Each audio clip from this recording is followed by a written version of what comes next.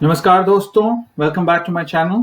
आज का जो वीडियो है वो रिलेशनशिप्स के बारे में बनाया गया है।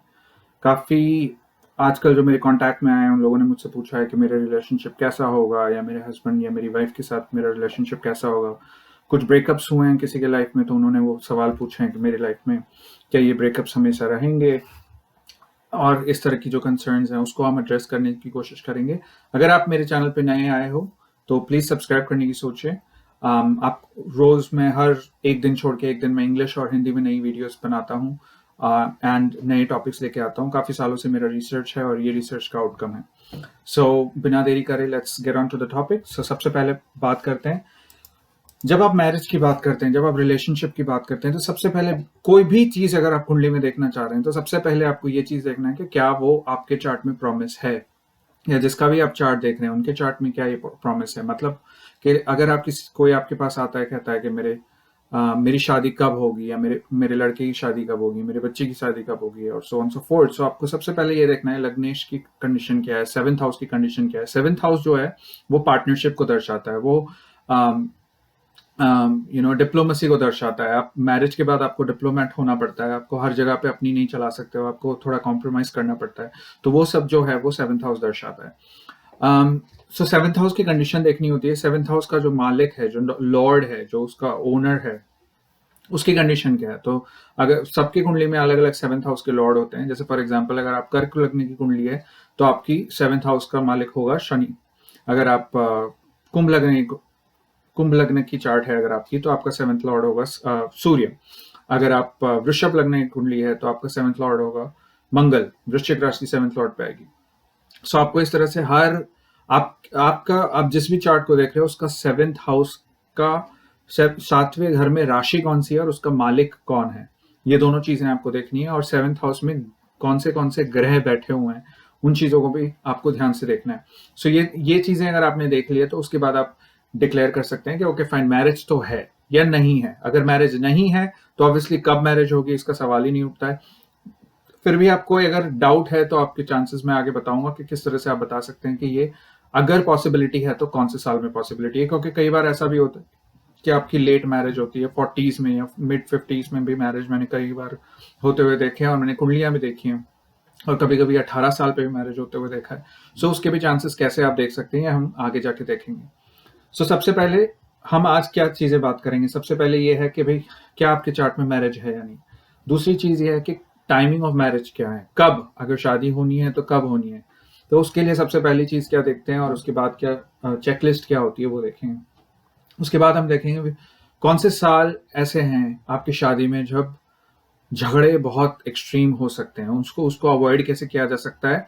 ये अनअवॉइडेबल है कई मायनों में, और इसका अलग अलग रूप में रिजल्ट निकलता है। तो वो क्या है वो भी हम देखेंगे। और फिर हम देखेंगे कि आपकी मैरिड लाइफ की क्वालिटी क्या है, आप मैरिड लाइफ में कौन सी चीजें ऐसी हैं जो आपकी क्वालिटी अच्छी करती हैं।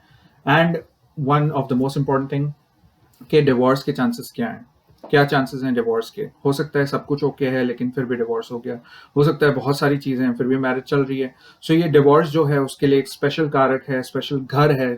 कौन सी घर ऐसे होते हैं या कौन सी राशियां ऐसी हैं जो डिवोर्स को दर्शाती है। सो ये सारी चीजों के ऊपर हम आज जोर देंगे और इन चीजों के बारे में बात करेंगे। चलिए चलते हैं। सबसे पहला टॉपिक जो था, does your chart promise marriage, मतलब क्या आपका चार्ट बता रहा है शादी होगी या नहीं होगी। तो सब कौन से घर ये इन चीजों को दर्शाता है, शादी या फिर लव मैरिज या अरेंज मैरिज जो भी है, अगर पॉसिबिलिटी है तो कहाँ से हम देख सकते हैं।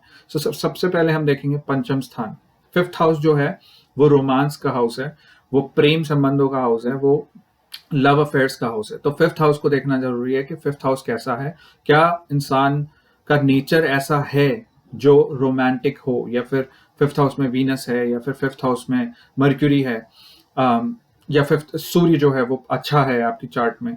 तो क्या आपको शादी करने की इच्छा होती भी है या नहीं है। उसकी वजह से वो हम फिफ्थ हाउस से देखेंगे। फिर हम देखते हैं सेवंथ हाउस को। सेवंथ हाउस है वो पार्टनरशिप का हाउस है। सेवंथ हाउस जो है वो मैरिज का हाउस है, डिप्लोमेसी का हाउस है, जहां पे आपको अपना ईगो जाने देना पड़ता है, आपको पब्लिक के सामने आना पड़ता है, आपको कभी कभी झुकना पड़ता है, कभी कभी आपको झुकाना भी आना चाहिए। सो ये सारी चीजें जो है वो सेवंथ हाउस को दर्शाती है, और लीब्रा साइन को दर्शाती है, और शुक्र इसका प्रधानत्व रखता है, इंपॉर्टेंस रखता है शुक्र। Next is ninth house. Ninth house is पंचम स्थान का पांचवा स्थान है, मतलब इसको भावात भावम रूल के हिसाब से अगर हम देखें तो फिफ्थ हाउस से फिफ्थ हाउस है, यानी it's a higher house of romance. मतलब क्या, और दूसरी वो तीसरा स्थान है, सेवेंथ से वो तीसरा स्थान आता है, 7, 8 और 9। So ninth is third from seventh. मतलब पार्टनर्स का एफर्ट क्या है, क्या पार्टनर, आप कई बार ऐसे देखेंगे स्पेशली वेस्टर्न कंट्रीज में ये देखने मिलेगा कि रिलेशनशिप चल रहा है, काफी लंबा चल रहा है, पर वो मैरिज में कन्वर्ट नहीं हो रहा है। जैसे किसी ने, या फिर लड़का है या लड़की है, उसने शादी की बात की और सामने वाला पार्टनर जो है वो उसने हाथ खड़े कर लिए, मुझे नहीं करना है। सो अगर नाइन्थ हाउस में आपको क्रूर ग्रह बैठे हुए हैं या फिर नाइन्थ हाउस में शनि बैठा हुआ है, तो ज्यादातर आपका लिव इन रिलेशनशिप रहने के चांसेस ज्यादा है, या फिर ऐसे रिलेशनशिप जिसमें पार्टनर को एफर्ट नहीं डालनी है मैरिज की तरफ या पार्टनरशिप की तरफ, या फिर उनको किसी तरह का भय है मैरिज से, या फिर उनको पार्टनरशिप से इन इटसेल्फ कुछ प्रॉब्लम है, या फिर उनको अपनी चीजें शेयर करना नहीं है, या कोई भी ऐसी चीजें हो सकती है जो नाइन्थ हाउस से भी आप देख सकते हैं। तो fifth house, seventh house, ninth house, पांचवा घर, सातवां घर और नौवां घर, और लास्ट है twelfth house. Twelfth house pleasure का घर है। प्लेजर मतलब कि शादी के बाद एक बेडरूम सुख जो है, सेक्स लाइफ जो है, उसको हम ट्वेल्थ हाउस से देख सकते हैं। एट्थ हाउस से भी देख सकते हैं सेक्स, और ट्वेल्थ हाउस से भी देख सकते हैं। सो अगर किसी का ट्वेल्थ हाउस कंप्लीटली डिस्ट्रॉयड है, तो अगेन वो एक संकेत करता है कि हो सकता है इनकी मैरिज ना हो, क्योंकि और लेकिन ये देखना जरूरी है कि ऐसे भी कई लोग हैं जिनका ट्वेल्थ हाउस बहुत हैवी है, जिनके मैरिज नहीं है पर उनकी एक्टिव सेक्स लाइफ होती है।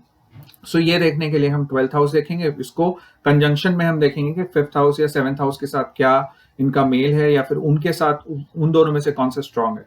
कई लोग सिर्फ पार्टनर्स चाहते हैं, सो वो मैरिज करेंगे या फिर फ्रेंड्स के साथ रहेंगे, लेकिन उनकी सेक्स लाइफ बिल्कुल नहीं होगी। लेकिन these are one of the important houses. इन घरों पे आप का महत्व बहुत होता है ये देखने के लिए कि शादी की क्या पॉसिबिलिटी है। अच्छा, राशियों की अगर बात करें तो सूर्य की राशि जो है लियो साइन, वो बहुत इंपॉर्टेंट है, क्योंकि वो क्रिएट करता है, प्रोक्रिएट करता है, बच्चा पैदा करता है। अगेन कई लोगों को शादी के बाद वो प्रेफर करते हैं बच्चा ना हो। कई लोग ऐसे होते हैं कि शादी के बाद वो बच्चा प्रेफर करते हैं। कई लोग ऐसे होते हैं जो शादी भी नहीं करते हैं और बच्चा अडॉप्ट कर लेते हैं, अकेले रहते हैं और बच्चे अडॉप्ट करके उनको पालते हैं, या फिर अनाथ आश्रम में पैसे देते हैं। तो ये सारी जो चीजें हैं ये फिफ्थ हाउस से दिखता है। सो फिफ्थ हाउस अगेन बहुत ही इंपॉर्टेंट घर है ये देखने के लिए कि क्रिएटिविटी और क्या आप क्रिएट कर रहे हैं। तो फिफ्थ हाउस का लॉर्ड जो है वो सन होता है, नेचुरल लॉर्ड, या फिर सूर्य जिसे कहते हैं, और जो सिंह राशि को दर्शाता है। सेवेंथ हाउस जो है वो वीनस को दर्शाता है, और नाइन्थ हाउस जो है वो जुपिटर को दर्शाता है, और ट्वेल्थ हाउस जो है वो भी जुपिटर को दर्शाता है। तो ये राशियों और इन ग्रहों को देखना जरूरी है। मीन राशि आपके शयन सुख का काम करता है। धनु वो आपके लग्न को धर्म की तरह देख के अगर उसको प्रॉपरली ले जाता है, वो नाइन्थ हाउस है। तुला राशि जो है वो डिप्लोमेसी और एक्चुअली शादी का घर है, और पंचम स्थान जो है वो रोमांस का, प्रेम संबंध का, बच्चे शादी के बाद का घर है। सो इन घरों को देखिए, फिर देखिए कि आप क्या पॉसिबिलिटी लग रही है शादी की, फिर आप आगे बढ़ सकते हैं। अच्छा, फिर देखते हैं टाइमिंग ऑफ मैरिज। जैसे हमने प्रीवियस वीडियोस में, अगर आपने देखा है, अगर आपने फॉलो किया है, अगर आप समझे हैं ध्यान से, 2-3 बार आपने उसको रिपीट करके देखा है, तो ध्यान रखिए कि ये हमेशा किसी भी चीज की टाइमिंग जो होती है वो महादशा और अंतरदशा पर निर्भर करती है। सो अगर महादशा जो है वो बहुत ही इंपॉर्टेंट है, अगर महादशा अच्छा काम कर रहा है, अंतरदशा काम कर रहा है, सप्तम स्थान, जैसे मैंने कहा कि अगर आपकी, समझ लीजिए कि अगर आपकी कुंभ लग्न की राशि है, कुंभ लग्न की राशि मतलब सेवेंथ हाउस जो है वो फिफ्थ साइन को दर्शाता है, बेसिकली लियो सिंह राशि को दर्शाता है। तो सिंह मतलब सूर्य की महादशा या अंतरदशा के अंदर आपके चांसेस है मैरिज होने के, क्योंकि आपकी कुंभ लग्न की कुंडली है। अच्छा, सूर्य नहीं है तो फिर आप देखिए कि सूर्य की महादशा हो सकता है कि आप जुपिटर के साइड पैदा हो या राहु की महादशा में पैदा हो, तो सूर्य की अंतरदशा महादशा आपकी बहुत लेट आएगी। तो उस केस में आप ये देख सकते हैं कि सेवेंथ हाउस में जो ग्रह बैठे हुए हैं, जिन ग्रहों का प्रभाव है सेवेंथ हाउस में, उन घरों का क्या काम है। तो सेवेंथ हाउस से आप वो दर्शा सकते हैं। लेट्स से फॉर एग्जांपल आपकी वही कुंभ लग्न की कुंडली है, अपन सेवेंथ हाउस में आपका सिंह साइन बैठा हुआ है, और उसके अंदर अगर आपको शुक्र बैठा हुआ है तो आपकी शुक्र की महादशा में शादी होगी, या फिर सूर्य बैठा हुआ, बुध बैठा हुआ है तो बुध की महादशा या अंतरदशा में शादी होने की गुंजाइश है। सो ये नंबर 1 साइन है कि गुरु जो भी सेवेंथ हाउस का मालिक है या सेवेंथ हाउस को का रूलर है, उसकी महादशा या अंतरदशा में होता है। अच्छा, ये चीज और ध्यान देना कि लग्नेश को बताता है और मून साइन जो राशि को दर्शाता है। सो कई बार आप देखेंगे कुंभ लग्न है लेकिन आपकी राशि जो वो हो सकता है कि आपकी मकर राशि है, या फिर हो सकता है आप कुंभ लग्न है और आपकी राशि जो है वो वृषभ राशि है। सो वृषभ राशि का होने का मतलब ये होता है कि आपका जो चंद्र जो है वो वृषभ राशि में बैठा हुआ है, और आप जब पैदा हुए थे, जिस समय पे पैदा हुए थे, सूर्य के बेस पे आपका लग्न लग्न बनता है, और उसके बेस पे ये बता सकते हैं कि आपका लग्न जो है वो कुंभ लग्न है लेकिन वृषभ राशि है। तो ये कहने का इंपॉर्टेंस ये है कि कई बार आपकी लग्न कुंडली से ज्यादा चंद्र कुंडली ज्यादा काम करती है। अच्छा, ये सब जो अभी बहुत कॉम्प्लिकेटेड लग सकता है अगर आप नए हो एस्ट्रोलॉजी की तरफ, लेकिन ये बहुत सिंप्लीफाई हो जाता है। ये बहुत ही, जैसे आप अगर टैक्स रिटर्न फाइल करते हैं या कोई भी नॉर्मल चीज करते हैं उसकी जैसा ये लगने लगता है। अगेन, टैक्स रिटर्न कई लोगों को बहुत कॉम्प्लिकेटेड लगता है क्योंकि, लेकिन मेरी ये फील्ड है इसलिए मेरे लिए ये आसान हो जाता है। बट दीज टॉपिक्स, ये जो टॉपिक्स हैं, लग्नेश से देखें या चंद्र लग्न से देखें, सबसे पहले आप सिर्फ एक ही फोकस करेंगे, आप लग्न से देखें, लग्न से 7th हाउस का लॉर्ड क्या कर रहा है। अच्छा, ये भी अगर पॉसिबल नहीं है, सपोज 7th हाउस में कोई ग्रह नहीं बैठे हैं, तो 7th का मालिक जो है, जैसे फॉर एग्जांपल मैंने कहा कुंभ लग्न कुंडली का ही एग्जांपल लेके चलते हैं, तो 7th हाउस का मालिक हो जाता है सूर्य। अगर सूर्य उठ के बैठा हुआ है गुरु के साथ और आप उस तरह की महादशा में पैदा हुए हो, तो गुरु की महादशा या अंतरदशा में शादी होने की गुंजाइश है। अगर ये सारी पॉसिबिलिटीज कहीं ना कहीं निकल जाती है, तो फिर दो एक ऐसे हैं जो हम जनरल रूल की तरह मान के चल सकते हैं। एक है शुक्र की महादशा और एक है मंगल की महादशा। शुक्र और मंगल की महादशा में चांसेस हैं कि मैरिज कहीं ना कहीं आपके होने के चांसेस हैं। शुक्र क्योंकि वो 7th हाउस का नेचुरल रूलर है, और मार्स जो लड़कियों के कुंडली में, लड़की या फीमेल्स के चार्ट में वो पुरुष को दर्शाता है, अपने मेल हस्बैंड को दर्शाता है, तो मेल एनर्जी को दर्शाता है। जो मार्स जो है वो जुपिटर भी दर्शाता है और मंगल भी दर्शाता है। तो ये दोनों ग्रह जो है वो अपनी फीमेल में मेल चार्ट को दर्शाता है। तो अगर लेट्स से फॉर एग्जांपल, जैसे मैंने कहा कि शादी की पॉसिबिलिटी है या नहीं, अगर लड़की की चार्ट में मंगल कमजोर हो जाता है तो शादी के चांसेस कम हो जाते हैं, क्योंकि मेल उनको मिलता नहीं है, उनको सही पार्टनर नहीं मिल पाता है, सही टाइम पे नहीं मिल पाता है।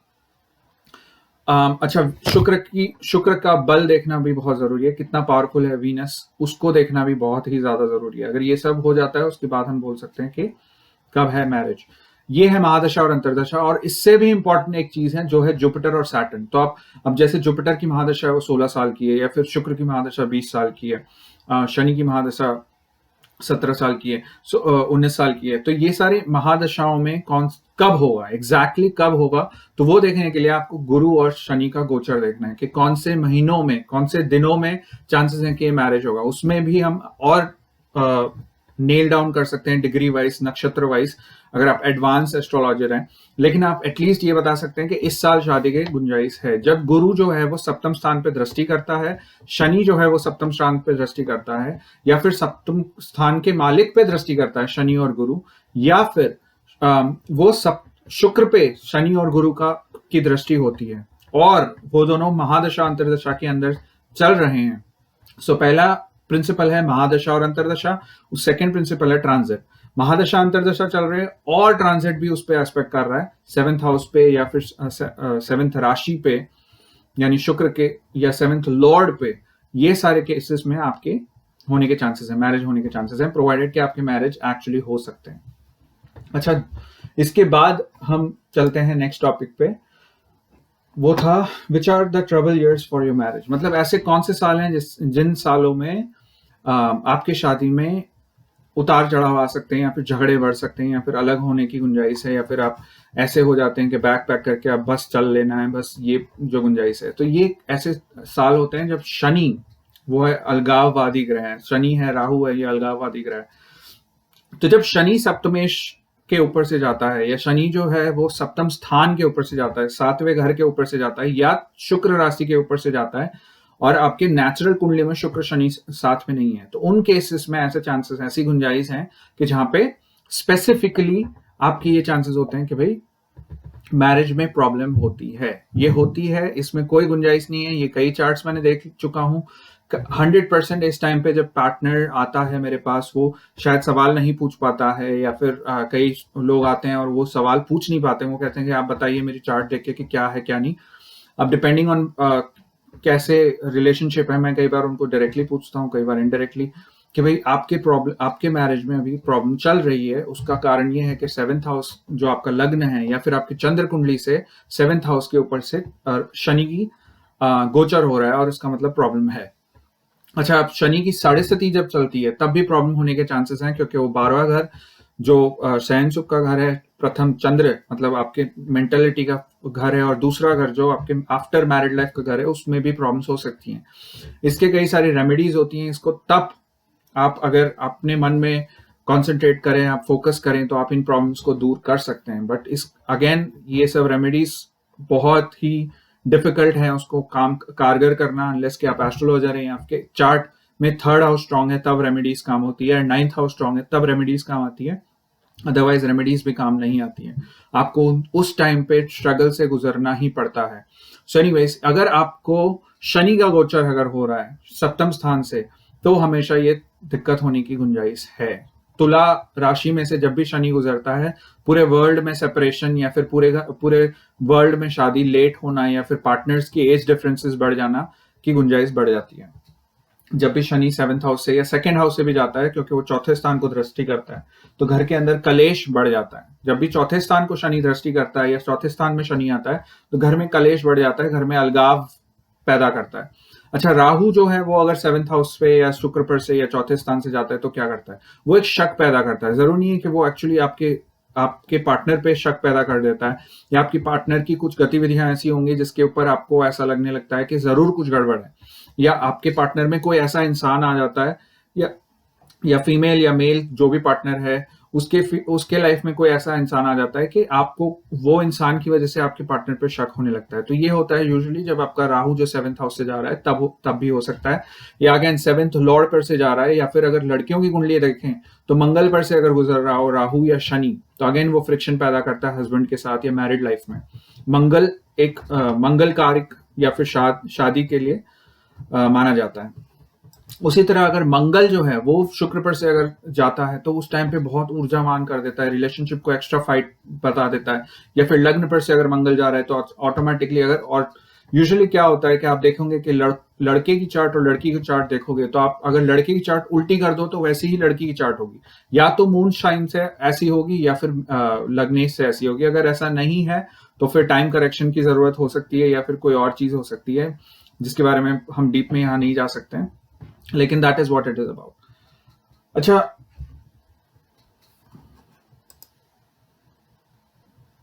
आप अगर शनि और शुक्र की महादशा अंतरदशा से गुजर रहे हो, या फिर आप शनि के अंदर 7th हाउस लॉर्ड की अंतरदशा से गुजर रहे हो, तो उस केसेस में भी शनि सूर्य है जो उसकी अंतरदशा से गुजर रहे हो, या फिर गुरु राहु के या शनि राहु के अंतरदशा महादशा से गुजर रहे हो, तो तब भी लाइफ में मैरिड लाइफ में प्रॉब्लम होने के चांसेस हैं। शनि जो है वो अष्टम स्थान से जाता है, तो हो सकता है कि आपका पार्टनर के साथ नहीं, लेकिन ससुराल का प्रेशर होने की वजह से आपके साथ आपको मैरिज से अलग होने की चांसेस लग रहे हैं, या फिर आपको अलग होना है। अगर 2nd हाउस इन्वॉल्व है तो पार्टनर की इनकम की वजह से या पैसों की वजह से आपको अलग होने की मंशा होती है। So these are the important aspects.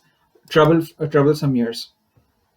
अच्छा, जब मर्क्यूरी जो है, बुध ग्रह जो है वो शुक्र पर से जाता है, तो अचानक से आपको प्रोस्पेक्ट्स बढ़ जाते हैं आपकी लाइफ में। अचानक से लड़कियां, ऐसे लगता है कि आप अगर लड़के हो, अगर आप, तो आपकी लाइफ में लड़कियों का आना जाना बढ़ जाता है। अगेन वो भी डिपेंड करता है कि आपका 7th हाउस कैसा है, तो उसकी वजह से क्या प्रॉब्लम क्रिएट करता है। तो अगेन ये सारी चीजें जो है आप ग्रह से देख सकते हैं, और इसके थ्रू आप कह सकते हैं कि कौन सी लाइफ मैरिड में कौन सा हिस्सा जो है प्रॉब्लम वाला है।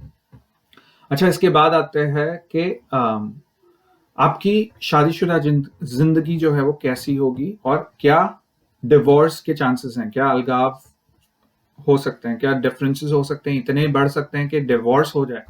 सो डिवोर्स का जो कारक है वो 6th हाउस है और 12th हाउस है, और 8th हाउस जो है वो उतार चढ़ाव का कारक है। अच्छा, 7th हाउस जो है वो उसका भी कहीं ना कहीं पार्ट होता है, क्योंकि 7th हाउस जो है वो डिप्लोमेसी का पार्ट है। अगर आपको शादी में डिप्लोमेसी नहीं आती है, अगर आप थोड़ा झुक नहीं सकते हो, अगर तो आप थोड़ा कॉम्प्रोमाइज नहीं कर सकते हो, और आपका 6th लॉर्ड बहुत स्ट्रांग है। 6th लॉर्ड क्या है? आपकी जो क्षमता है, आपकी इम्यूनिटी पावर जो है वो 6th हाउस है, आपकी लड़ने की क्षमता जो है वो 6th हाउस है। सो अगर आपका लड़ाकू स्वभाव है, या आप हमेशा ऐसे सोचोगे, या उस समय ऐसा हो गया कि उस समय कोई क्रूर ग्रह आपके छठे घर से जा रहा है, जैसे राहु है या शनि है, जो आपको लड़ाकू बनाता है, या मंगल छठे घर से जा रहा है और शनि सप्तम हाउस में, सो उस महीने में 45 डेज जब मंगल छठे घर से जा रहा है और शनि सप्तम हाउस में, उस 45 डेज में झगड़े बढ़ने के चांसेस है। तो कई बार आपने एस्ट्रोलॉजर को बोलते हुए सुना होगा कि थोड़े दिन इनको अलग रहने दीजिए, बाद में सब ठीक हो जाएगा। या फिर कई बार ऐसा भी होता है कि आप लोग अलग हो जाएं तो उस टाइम के लिए वो ठीक होने की गुंजाइश है। सो अगेन, अगर 6th हाउस का मालिक स्ट्रांग है, अगर आप आर्ग्यूमेंटेटिव हो, अगर आपको झगड़ना बहुत पसंद है या आपका नेचर में झगड़ना है, आर्ग्यूमेंट करना है, एंड अगर आपका 7th हाउस अच्छा नहीं है, अगर आप डिप्लोमैट नहीं हो, कई बार ऐसा होता है आपको किसी के साथ पसंद नहीं है, आप अगर अलग जाके बैठ जाते हो, so that is kind of a different way of diplomacy का ही एक तरीका है जहां आपको आर्ग्यूमेंट से दूर रहने की कोशिश कर रहे हो। उसी तरह से अगर आप देखें कि आप किसी इंसान से बहुत उठना बैठना आप किसी के साथ नहीं करते हो, तो अगेन यू आपके अंदर वो टेंडेंसी होती है कि मुझे वो झगड़ना नहीं है, मुझे आर्ग्यूमेंट्स नहीं करना है। लेकिन अगर आ गए तो फिर आप हाई हेलो करके बात को रफा दफा करने की कोशिश करते हो, तो वो है आपका 7th हाउस का पावर दिखाता है। सो इसीलिए मंगली जो है, उसको 7th हाउस में मंगल होता है, उसको आर्ग्यूमेंट्स करने की आदत होती है, उसको हार मानना या पीछे हटना नहीं पसंद है। इसीलिए मंगली से लोग डरते हैं कि मंगल होने की वजह से क्या हो सकता है। तो मंगल को कंपेयर कर सकते हैं कि भाई अगर सामने शनि है, जो मैंने मंगल और शनि की जो वीडियो बनाई थी, शनि के क्या प्रभाव होते हैं, उसमें मैंने बताया था कि मंगल के सामने अगर शनि है जो प्रॉब्लम लाता है और मंगल सॉल्व करता है, या फिर मंगल, जैसे मैंने रेमेडीज की वीडियो बनाई थी, अगर आपका मंगल बहुत स्ट्रांग है तो आपको जाना चाहिए जिम, आपको जानी चाहिए एक्सरसाइज करना चाहिए, आपको बाहर डॉग्स को वॉक पे ले जाना चाहिए, आपके घर पे पालतू कुत्ते रखने चाहिए जिसके साथ आप टाइम ज्यादा बिताओ, आपकी एनर्जी यूज होनी चाहिए, आप बहुत एनर्जेटिक हो और आपका पार्टनर अगर स्लो है तो आपके अंदर अगेन प्रॉब्लम हो सकते हैं। सो ये चीजें आपको देखना जरूरी है कि आपके साथ क्या है। अच्छा, मंगली होना कई अगर आप ट्रेडिशनल बुक्स में देखें, बृहद पराशर होरा शास्त्र में देखें, या फिर फलदीपिका में देखें, या फिर सरावली में देखें, या आप जैमिनी की कोई भी किताब उठा के देख लें, तो कहीं ना कहीं मंगल होने का मतलब उन्होंने कहा है कि 1st house, 4th house, 7th house, 8th house या 12th हाउस में मंगल हो। और कई कुछ जगह पे एक्सेप्शन में उन्होंने 2nd हाउस भी लिया है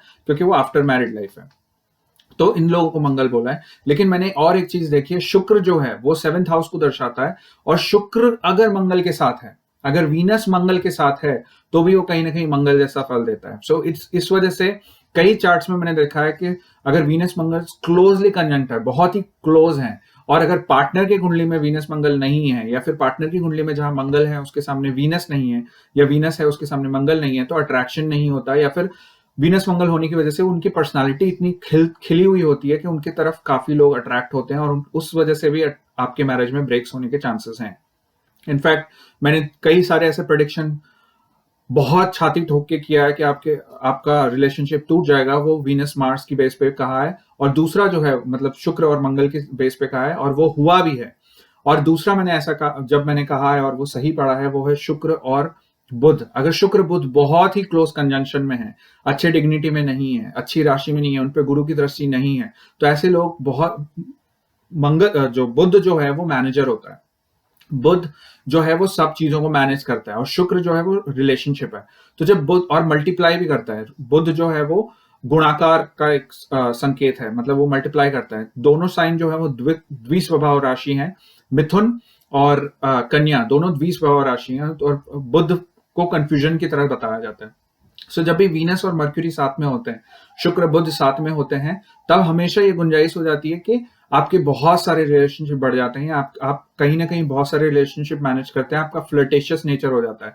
आपके रिलेशनशिप अगर कहीं है भी तो आप किसी और को पता नहीं चल रहे हैं, या फिर आप अपने हस्बैंड को इस तरह से मैनेज कर रहे हैं, उनको पता भी नहीं चल रहा, और आपके कई सारे रिलेशनशिप चल रहे हैं। तो शुक्र बुध साथ में होने पर भी ये गुंजाइश होती है।